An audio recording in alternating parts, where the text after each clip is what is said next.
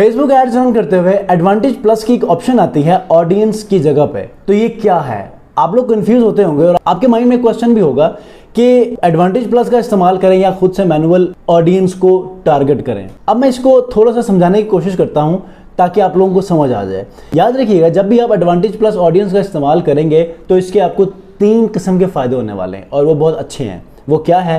पहला ये है, जब आप कैटलॉग सेल्स करेंगे तो उसमें आपको पर कन्वर्जन 13% लोअर कॉस्ट लगेगी।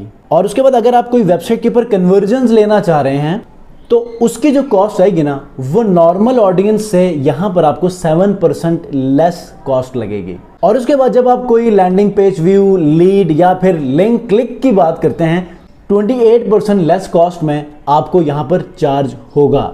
तो ये एडवांटेज प्लस ऑडियंस बहुत अच्छी ऑडियंस बन सकती है, लेकिन इस एडवांटेज प्लस ऑडियंस का इस्तेमाल करने के लिए आपको